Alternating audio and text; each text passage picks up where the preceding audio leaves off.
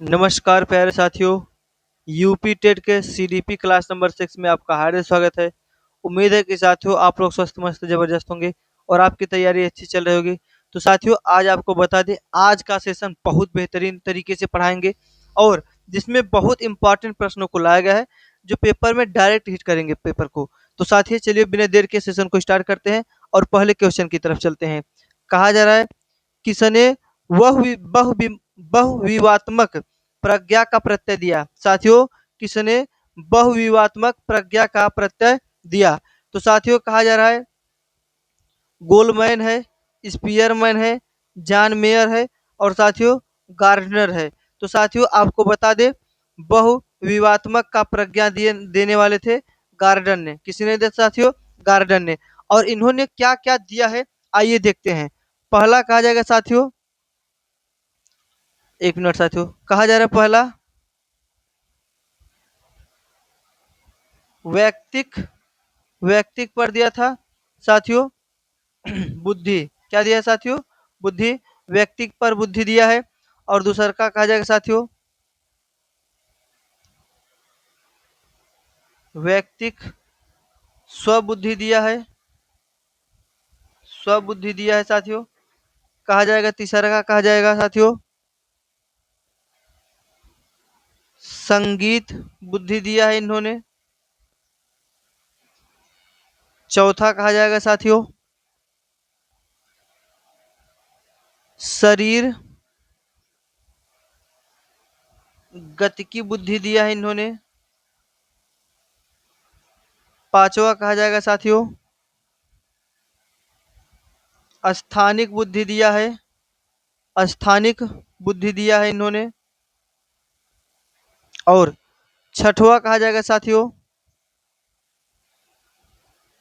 तार्किक बुद्धि। तार्किक गणितीय बुद्धि। गणितीय बुद्धि। सातवां कहा जाएगा साथियों भाषाई बुद्धि। और आठवां कहा जाएगा भाई लोग प्राकृतिक बुद्धि। तो साथियों आपको पता है गार्डन ने टोटल 8 प्रकार की बुद्धि के विषय में बताया है। पहला है व्यक्तिक पर। व्यक्तिक पर बुद्धि है। व्यक्तिक पर बुद्धि है, जानते रहेगा साथियों। तो टोटल 8 दिया है इन्होंने और सभी को आप लोग ध्यान से पढ़ लीजिएगा।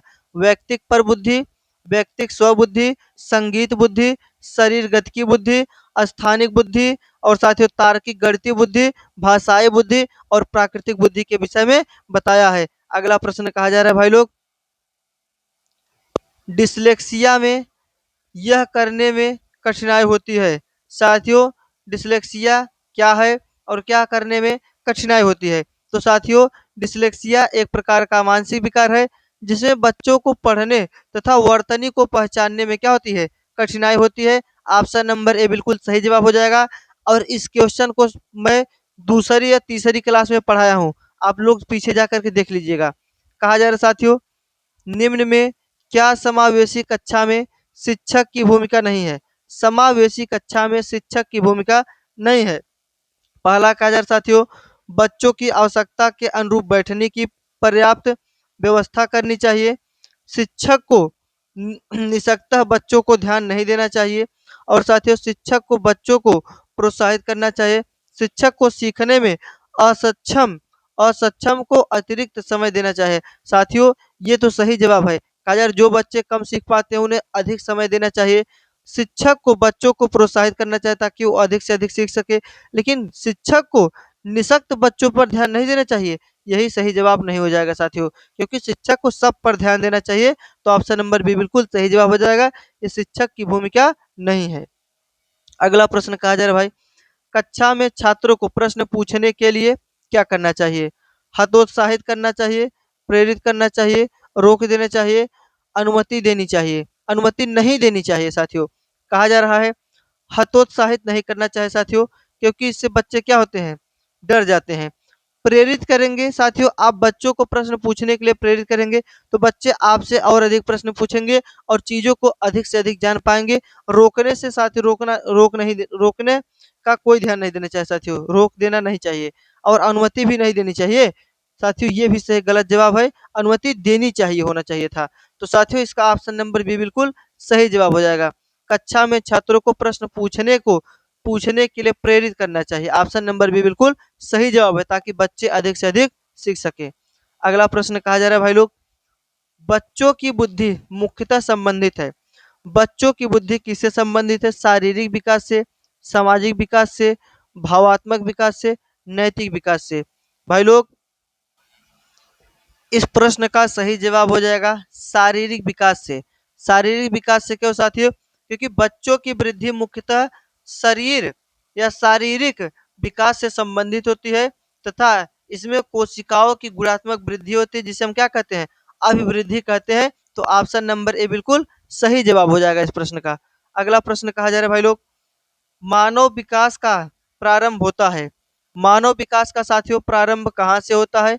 गर्भावस्था से, पूर्व बाल्यावस्था से, उत्तर बाल्यावस्था से, शैशव अवस्था से।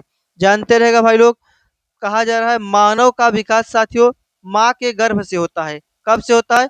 माँ के गर्भ से ही विकास शुरू हो जाता है। तो ऑप्शन नंबर ए बिल्कुल सही जवाब हो जाएगा। जन्म के पहले ही क्या होता है साथियों? विकास शुरू होता है और मृत्यु तक चलता है। कहाँ तक चलता है साथियों? मृत्यु तक। अर्थात विकास एक ऐसी प्रक्रिया है जो जन्म से लेकर के मृत्यु तक चलने वाली प्रक्रिया है जो निरंतर लगातार चलती रहती है। अगला प्रश्न कहा जा रहा है भाई लोग, देखेंगे, the the conditions of learning पुस्तक के लेखक कौन है? साथियों द कंडीशंस ऑफ लर्निंग पुस्तक के लेखक कौन है? तो साथियों इस पुस्तक के लेखक है आर एम गेने जी हैं गेने जी हैं। ऑप्शन नंबर सी बिल्कुल सही जवाब हो जाएगा इस प्रश्न का। तो साथियों हम थर्नडाइक की पुस्तक को भी देखेंगे भाई लोग। थर्नडाइक ने क्या पुस्तक दिया था? इनका साथियों पुस्तक का नाम है एनिमल एनिमल इंटेलिजेंस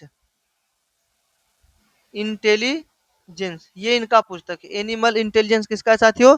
थर्नडाइक का है, जानते रहेगा। और साथियों स्किनर का क्या है? बी एफ स्किनर का है साथियों the selection the selection of behaviour of behaviour. जानते रहेगा साथियों द सिलेक्शन ऑफ बिहेवियर किसका है? ये साथियों स्किनर का है। और पावलाव का है साथियों, पावलाव का है कंडीशंड कंडीशंस रिफ्लेक्सेस रिफ्लेक्सेस। साथियों किसका है? ये साथियों पावलाव का है। पावलाव का एक साथियों और है लेक्चर्स लेक्चर्स ऑफ कंडीशंस। साथियों अभी तक आपको ये कोई नहीं बताया होगा जो मैं आपको बता रहा हूँ। अगले प्रश्न की तरफ चलेंगे साथियों। थोड़ा सा प्रश्नों को किसी किसी प्रश्नों को हम डिस्कस भी कराते हुए चलेंगे। कहा जा रहा है किशोरावस्था बड़े संघर्ष, तनाव, हमला व विरोध की अवस्था है। यह कथन किसका है? साथियों किशोरावस्था एक ऐसी अवस्था है जिसमें बड़े संघर्ष, तनाव, हमला व विरोध की अवस्था है। यह कथन किसका है? साथियों ये प्रश्न मैं कल करा चुका था, आपको पता है कि यह कथन किसका साथियों? स्टैनले हॉल का है। किसका है साथियों? स्टैनले हॉल का है। ऑप्शन नंबर बी बिल्कुल सही जवाब हो जाएगा। किशोरावस्था को तूफानी अवस्था या तूफान की अवस्था भी कहते हैं, जानते रहेगा साथियों। और यह अवस्था लगभग कब से शुरू होती है? किशोरावस्था साथियों 12 से लेकर के 18 वर्ष तक होती है। एक मिनट साथियों, 12 से लेकर के 18 वर्ष तक होती है, जिसमें तूफान की अवस्था 12 से लेकर के 14 वर्ष तक होती है। अगला प्रश्न कहा जाएगा भाइयों, सूक्ष्म शिक्षण के भारतीय प्रतिमान में कुल कितना समय लगता है? सूक्ष्म शिक्षण के भारतीय प्रतिमान में कुल कितने मिनट का समय लगता है? तो साथियों आपको बता दें, इसको हम समझने के लिए सबसे पहले इसका डिस्कशन करेंगे। तो साथियों कहा जाएगा, पहला है इसका डिस्कशन में साथियों, पहला पॉइंट है पाठ योजना। पाठ योजना निर्माण करने में बच्चों को साथियों कितना समय लगता है? 6 मिनट। और साथियों शिक्षण को भी तैयार करने में कितना लगता है साथियों? 6 मिनट। और साथियों प्रतिपुष्टि के लिए भी कितना समय लगता है? 6 मिनट। और साथियों पाठ योजन निर्माण, पुनः पाठ योजन निर्माण, पुनः पाठ योजन निर्माण में कितना समय लगता है साथियों? 6 मिनट। और भाई पुनः पुनः प्रतिपुष्टि, प्रतिपुष्टि में भी साथियों 6 मिनट लगता है। और साथियों टोटल कितना हो गया? 1 2 3 4 5, 5, 1 मिनट, 1 2 3 4 5, 5 हो गया साथियों। और एक होता है साथियों पुनः शिक्षण, एक होता है पुनः शिक्षण। तो टोटल साथियों 6 सब्जेक्ट, और टोटल कितना? 1 2 3 4 5 6, 6 6 के 36 मिनट लगता है। टाइम आप लोग को साथियों याद करके जाना है, केवल बस टाइम याद कर लेना है, बस 36 मिनट लगता है। अगला प्रश्न है भाई लोग, कहा जा रहा है सीखने का पठार सीखने की प्रक्रिया के मुख्य अभिलक्षण है जो उस स्थिति को प्रकट करते हैं जिसमें सीखने की प्रक्रिया में कोई उन्नति नहीं होती है। यह कथन किसका है? तो साथियों यह कथन किसका है? यह कथन रॉस का है। किसका है? और रॉस का है। ऑप्शन नंबर सी बिल्कुल सही जवाब हो जाएगा। इस प्रश्न को हम पिछली क्लास में करा चुके थे साथियों, फिर से रिपीटेड हो गया है। चलिए अगले प्रश्न की तरफ चलते हैं। कहा जाएगा भाई लोग, यदि शिक्षक कक्षा में एक छात्र को समस्यात्मक बालक के रूप में पाता है तो उसे क्या करना चाहिए? यदि शिक्षक कक्षा में एक बालक को या एक छात्र को समस्यात्मक बालक के रूप में पाता है तो उसे क्या करना चाहिए? बच्चे को दंड देना चाहिए। साथियों ये बिल्कुल सही नहीं तरीका है। और बच्चों को नजरअंदाज कर देना चाहिए, ये भी तरीका क्या साथियों? गलत है। बच्चों को परामर्श देना चाहिए, ये साथियों थोड़ा थोड़ा ठीक लग रहा है, जब तक लास्ट ऑप्शन को नहीं देखते हैं। तत्काल घर वापस भेज देना चाहिए, साथियों ऐसा नहीं करना चाहिए। तो आपका बचा ऑप्शन नंबर सी बिल्कुल सही जवाब हो जाएगा साथियों इस प्रश्न का। अगला प्रश्न कहा जा रहा है भाइयों, पाठ्य सहगामी क्रियाएं मुख्यतः संबंधित है। पाठ्य सहगामी क्रियाएं किससे संबंधित है? साथियों कहा जा रहा है शैक्षिक संस्थानों के विकास से, छात्रों के समग्र विकास से, छात्रों के वृत्तिक विकास से, और छात्रों के मानसिक विकास से। साथियों पाठ्य सहगामी क्रियाएं मुख्यतः किससे संबंधित है? तो ये क्रिया साथियों छात्रों के समवर्गीय विकास से हैं। समवर्गीय माने सभी विकास से हैं। तो ऑप्शन नंबर भी बिल्कुल सही जवाब हो जाएगा। बाकी ये तीनों ऑप्शन क्या हो जाएंगे साथियों? गलत हो जाएंगे। अगला प्रश्न कहा जा रहा है, निम्नलिखित में से किसने अधिगम सिद्धांत का प्रतिपादन नहीं किया है? साथियों इनमें से कौन है जिसने अधिगम सिद्धांत का प्रतिपादन नहीं किया है? कोहलर ने किया है साथियों, स्किनर ने भी किया है, थॉर्नडाइक ने किया है। ये आपको पता है, मैंने पिछली की क्लास में बताया था। थॉर्नडाइक ने बिल्ली पर किया था, स्किनर ने किस पे किया था साथियों? कबूतर एवं किस पे किया था साथियों? चूहे पर किया था। साथियों आपको बता दें तो कोहलर ने किस पे किया था साथियों? चिंपांजी पर किया था, जिसको हम लोग साथियों वन मानुस, वन मानुस के भी नाम से जानते हैं। साथियों आपको पता है तो इसमें से जो बचे, जो अधिगम का सिद्धांत नहीं देने वाले हैं, वो कौन है साथियों? बी एस ब्लू है। आपको बता दें कि थॉर्नडाइक ने किस पे दिया था? बिल्ली पर। और साथियों स्किनर ने कबूतर और किस पे दिया था साथियों?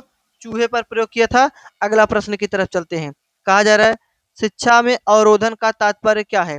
साथियों शिक्षा में अवरोधन का तात्पर्य है किससे? बालक का विद्यालय में प्रवेश न कराना, बालक का विद्यालय न जाना, बालक द्वारा विद्यालय छोड़ देना, और साथियों किसी बालक का 1 वर्ष से अधिक समय तक एक ही कक्षा में रहना।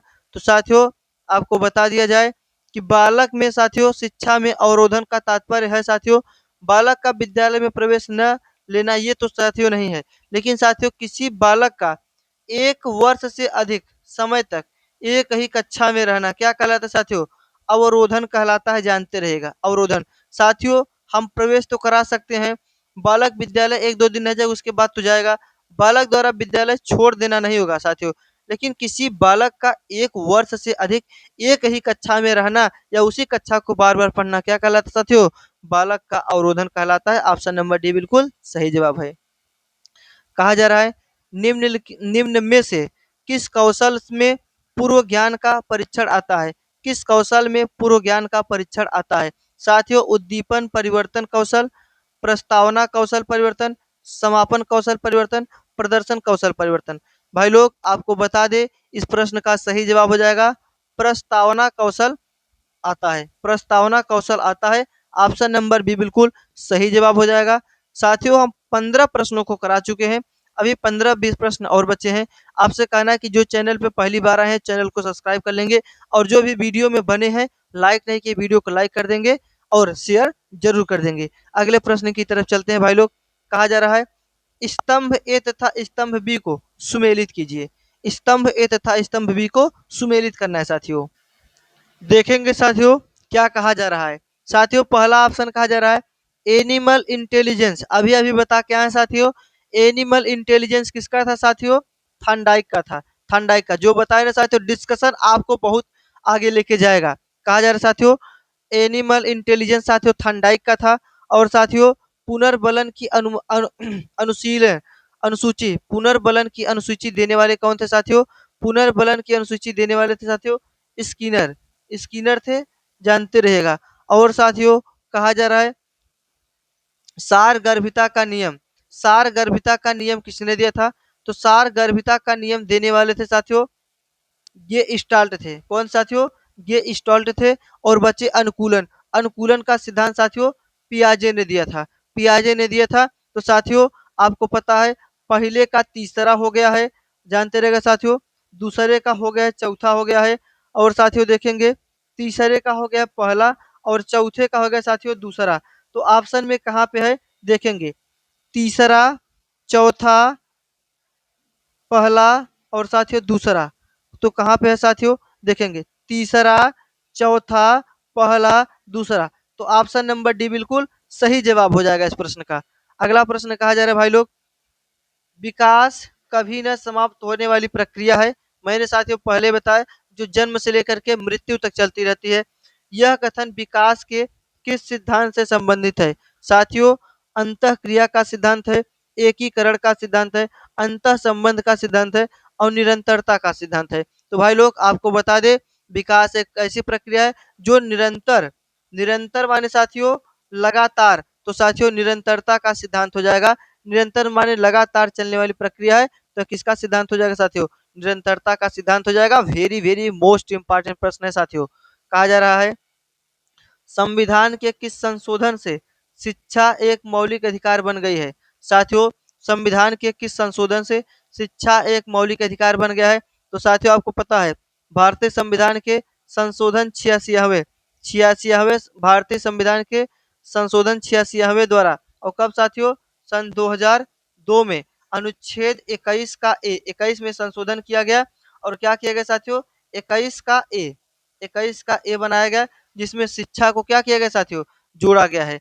आप लोग को ध्यान देना है साथियों, बनाया गया शिक्षा को जोड़ा गया, अनुच्छेद 21 में जोड़ा गया है। और 14 साल से कम वर्ष के बालकों पर क्या लगाया साथियों? फैक्ट्रियों और कारखानों में रोक लगाया गया और इनको शिक्षा निःशुल्क शिक्षा ग्रहण करने का अधिकार दिया गया है, जानते रहिएगा। अगला प्रश्न कहा जाएगा भाई, अभिप्रेरणा के मूल प्रवृत्ति सिद्धांत के प्रतिपादक थे। अभिप्रेरणा के मूल प्रवृत्ति सिद्धांत के प्रतिपादक कौन थे साथियों? एक मैकडूगल थे, अब्राहम मैस कौन थे साथियों? मैस्लो थे, और सिम्पसन थे और विलियम जेम्स थे। तो भाई लोग इसका सही जवाब हो जाएगा मैकडूगल। कौन है साथियों? मैकडूगल। अभिप्रेरणा के मूल प्रवृत्ति सिद्धांत के प्रतिपादक मैकडूगल थे। ऑप्शन नंबर ए बिल्कुल सही जवाब है और इनको मैं पिछली क्लासेस में भी पढ़ा करके आया हूँ। कहा जा रहा है विकास की किस अवस्था को कोल तथा ब्रूरा ने संवेगात्मक विकास का अनोखा काल कहा है? कोल तथा ब्रूरा ने संवेगात्मक विकास का अनोखा काल कहा है। तो साथियों शैशवावस्था को, बाल्यावस्था को, प्रौढ़ावस्था को, किशोरावस्था के। कोल तथा ब्रूरा ने संवेगात्मक विकास को अनोखा काल कब कहा है साथियों? तो बाल्यावस्था को कहा है। किसको कहा है साथियों? बाल्यावस्था को कहा है। ऑप्शन नंबर बी बिल्कुल सही जवाब हो जाएगा साथियों, जानते रहेगा। कोल एवं ब्रूस के अनुसार साथियों, यहाँ पे ब्रूरा नहीं, थोड़ा सा 1 मिनट भाई लोग, थोड़ा सा पढ़ने में दिक्कत हो गया लाइन की वजह से। तो देखेंगे साथियों, कोल तथा ब्रूस ब्रूस होगा साथियों, ब्रूरा पढ़ रहे थे, ये थोड़ा सा लाइन हो गया था इसलिए। तो चलिए भाई, कोल तथा ब्रूस के अनुसार बाल्यावस्था क्या साथियों, अनोखा काल है, जानते रहेगा। कहा जा रहा है, व्यवहार के कारण व्यवहार में परिवर्तन ही अधिगम है, यह किसने कहा है? व्यवहार के कारण व्यवहार में परिवर्तन ही अधिगम है, यह किसने कहा है साथियों? वुडवर्थ ने कहा है, गिलफोर्ड ने कहा है, स्किनर ने कहा है, क्रो ने कहा है। तो साथियों, इसको कहने वाले थे साथियों गिलफोर्ड। व्यवहार के कारण व्यवहार में परिवर्तन ही अधिगम है, तो साथियों कहने वाले कौन थे? गिलफोर्ड कहने वाले थे, जानते रहिएगा। साथियों, हम देखेंगे उर्वर्थ ने क्या कहा है। उर्वर्थ कह रहे थे साथियों, नवीन ज्ञान, क्या कहें साथियों? नवीन ज्ञान तथा नवीन नवीन प्रक्रिया को अर्जन करने की प्रक्रिया अधिगम करने की प्रक्रिया है। साथियों, स्किनर ने कहा है साथियों, अधिगम व्यवहार में उत्तरोत्तर अनुकूलन की प्रक्रिया।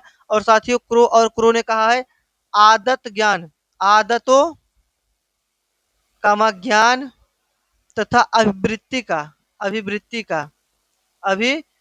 का अर्जन ही अधिगम है। साथियों, आदतों, ज्ञान और अभिवृत्ति का अर्जन ही ज्ञान और अभिवृत्ति का अर्जन ही साथियों अधिगम है। ये किसने कहा है? क्रो ने कहा है। आदतों, ज्ञान और अभिवृत्ति का अर्जन ही क्या है साथियों? अधिगम है। अगले प्रश्न की तरफ चलते हैं। कहा जा रहा है साथियों, सूची ए तथा सूची बी को सुमेलित कीजिए। तो भाई लोग, कहा जा रहा है सूची ए को सूची बी के साथ सुमेलित करना है। देखेंगे साथियों, इसका मिलान करते हैं। साथियों, ब्रूनर ने क्या दिया था? ब्रूनर ने दिया था साथियों, संप्रत्यय उपलब्धि शिक्षण प्रतिमान। ब्रूनर ने क्या दिया साथियों? संप्रत्यय उपलब्धि शिक्षण प्रतिमान दिया है। और साथियों, आशुबेल ने क्या दिया है? आशुबेल ने दिया है साथियों, अग्रिम संगठक शिक्षण प्रतिमान। साथियों, यहाँ पे थोड़ा सा इसका कलर चेंज करते हैं और देखते हैं। कहा जाएगा साथियों, आशु ब्रेल ने दिया है साथियों, अधिगम संगठक शिक्षण प्रतिमान। और साथियों, इसको देने वाले हैं, देखेंगे साथियों, कहा जा रहा है, गेल्जर ने क्या दिया साथियों? गेल्जर ने दिया है साथियों, बुनियादी शिक्षण प्रतिमान। और साथियों, गार्डन ने दिया है साइनेक्टिक्स शिक्षण प्रतिमान। तो साथियों, पहले का चौथा ऑप्शन ए में भी है और बी में भी है, बाकी इसमें दोनों में नहीं है। साथियों, इसमें ऑप्शन नंबर ए और बी दोनों सही हो सकता है। और साथियों देखेंगे, दूसरे का तीसरा पहले दूसरे में भी है। और साथियों, तीसरे का पहला इसमें नहीं है, तो ये गलत हो जाएगा। तो साथियों, ऑप्शन नंबर ए बिल्कुल सही जवाब हो जाएगा इस प्रश्न का। कहा जा रहा है साथियों, समस्या समाधान का प्रथम चरण है। समस्या समाधान का प्रथम चरण क्या है साथियों? तो समस्या समाधान का प्रथम चरण है समस्या की पहचान करना।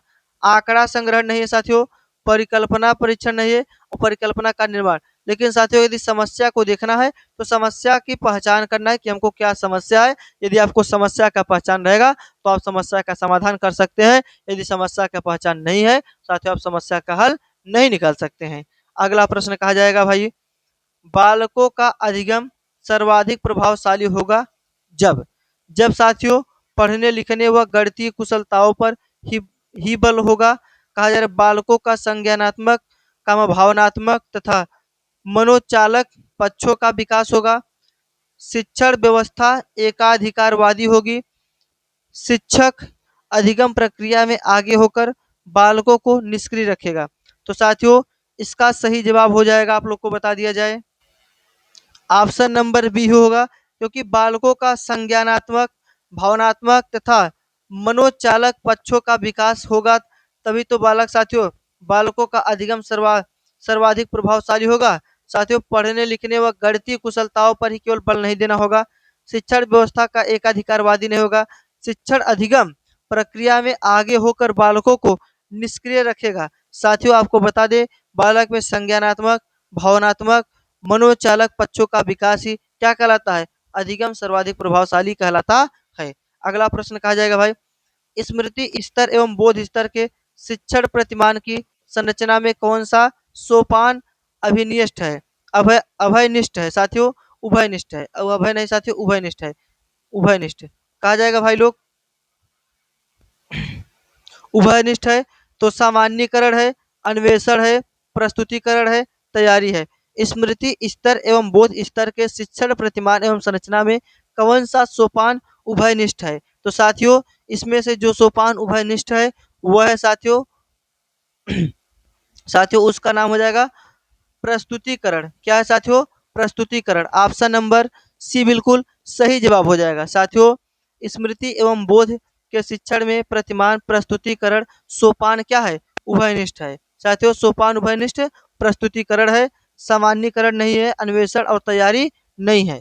अगला प्रश्न कहा जाएगा, निम्न में किस सिद्धांत को पुनर्बलन का सिद्धांत भी कहा जाता है? साथियों पुनर्बलन का सिद्धांत किसे कहा जाता है? आपको पता है कि पुनर्बलन का सिद्धांत साथियों किसके कहा जाता है? क्रिया प्रसूत अनुबंधन सिद्धांत। इस प्रश्न को मैं पिछले क्लास में भी करा के आ चुका हूँ, तो फिर से एक बार क्वेश्चन रिपीटेड है।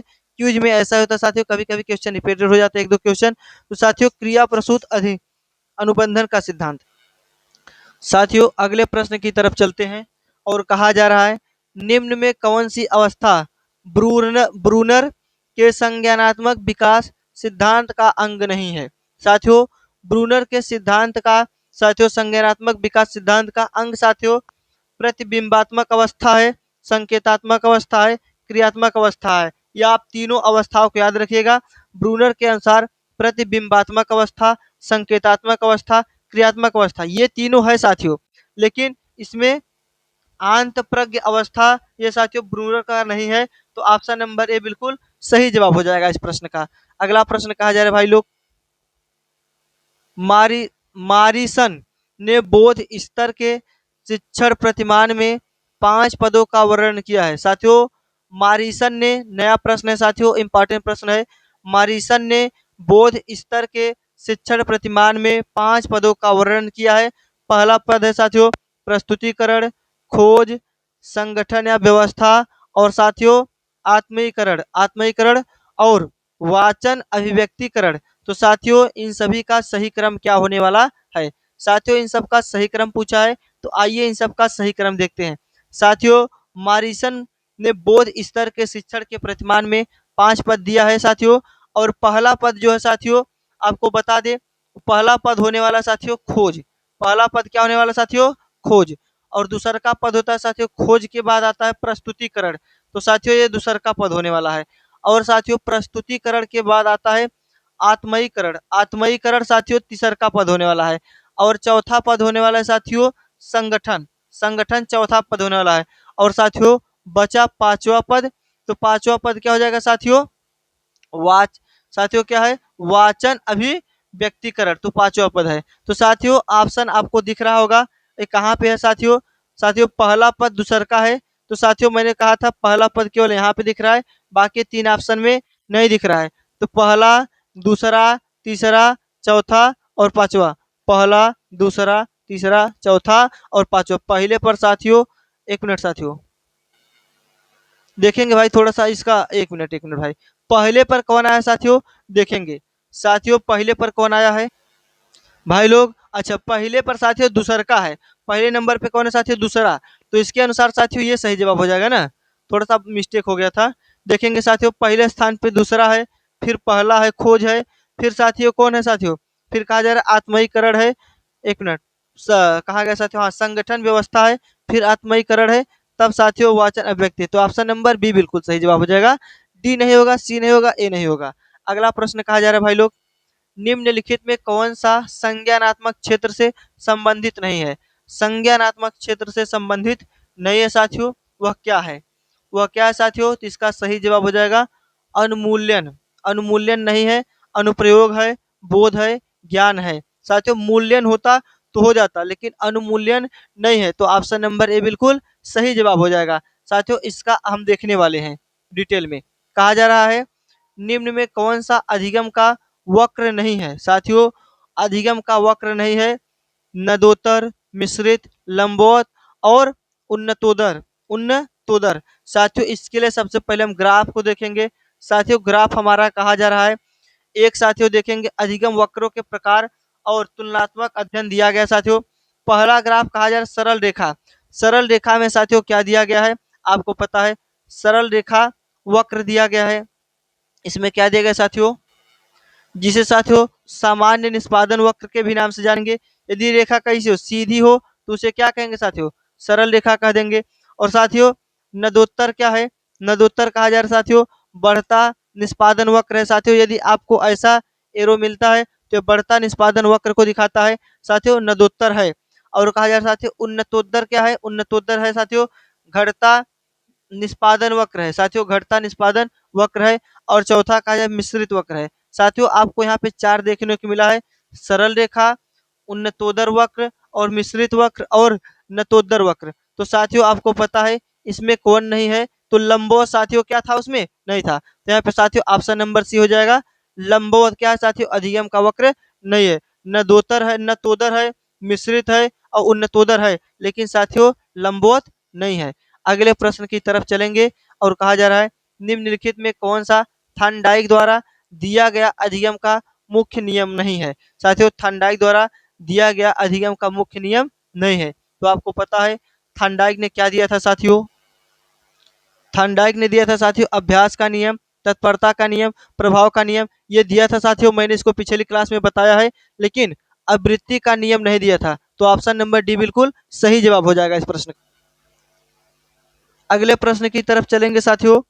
कहा जा रहा है कोहलर तथा कोहलर तथा कोफका के अनुसार सीखना होता है। कोहलर तथा कोफका के अनुसार सीखना क्या होता है साथियों, अनुकरण द्वारा, प्रयास द्वारा, सूझ द्वारा, अभ्यास द्वारा। कोहलर तथा कोफका के अनुसार सीखना साथियों किसकी प्रवृत्ति है, सूझ द्वारा है। सूझ द्वारा सीखना प्रवृत्ति है। ऑप्शन नंबर सी बिल्कुल सही जवाब हो जाएगा इस प्रश्न का।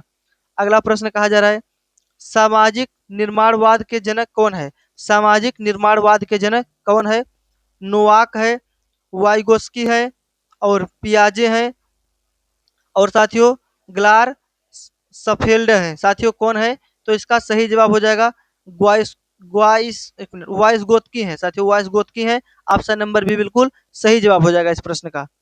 अगला प्रश्न कहा जा रहा है निम्न में कौन विकास की विशेषता नहीं है।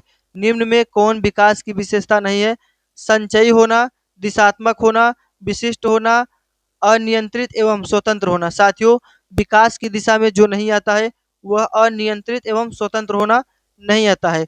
बाकी संचयी, दिशात्मक और विशिष्ट होना ये आता है। अनियंत्रित जहाँ पे लग गया साथियों वह विकास में नहीं आएगा। तो ऑप्शन नंबर डी बिल्कुल सही जवाब हो जाएगा। कहा जा रहा है हेरिडिटरी हेरिडिटरी जीनियस पुस्तक के लेखक कौन है। हेरिडिटरी जीनियस पुस्तक के लेखक कौन है, तो इस पुस्तक के लेखक है साथियों गाल्टन। कौन है, गाल्टन है। बी ऑप्शन बिल्कुल सही जवाब हो जाएगा इस प्रश्न का। और आज के लास्ट और अंतिम प्रश्न पे चलते हैं। संज्ञानात्मक संज्ञानात्मक संप्राप्ति का न्यूनतम स्तर क्या है। इसके लिए हमको ग्राफ देखना पड़ेगा साथियों। एक ग्राफ लाए हैं, देखेंगे साथियों ब्लूम का संज्ञानात्मक वर्गीकरण। तो साथियों जो सबसे ऊपर होगा वो साथियों सबसे ऊपर होगा, जो सबसे ऊपर होगा वो सबसे उच्च, और जो सबसे नीचे होगा साथियों वो सबसे न्यूनतम होगा। तो साथियों सबसे न्यूनतम क्या है, ज्ञान है। फिर उसके बाद उससे उच्च क्या है, बोध है, अनुप्रयोग है, विश्लेषण है और संदर्शन है। और साथियों सबसे उच्च क्या है, मूल्यांकन है। लेकिन हमसे पूछा गया क्या है साथियों, सबसे निम्न पूछा गया है या न्यूनतम पूछा गया है। साथियों क्या हो जाएगा, ज्ञान हो जाएगा। ऑप्शन नंबर भी बिल्कुल सही जवाब हो जाएगा। आप लोग एक बार ग्राफ को अच्छे से पढ़ लीजिएगा। सबसे न्यूनतम साथियों ज्ञान, फिर उससे उच्च बोध होता है, अनुप्रयोग होता है उससे ऊपर, और उससे ऊपर विश्लेषण और संदर्शन होता है, फिर सबसे उच्च होता है साथियों मूल्यांकन। तो आज का क्लास यहीं पे समाप्त होता है। उम्मीद है कि साथियों क्लास आपको अच्छी लगी है। क्लास अच्छी लगे तो वीडियो को लाइक कर दीजिएगा, अभी लाइक नहीं किए हैं। चैनल पे पहली बार तो चैनल को सब्सक्राइब भी कर लीजिएगा।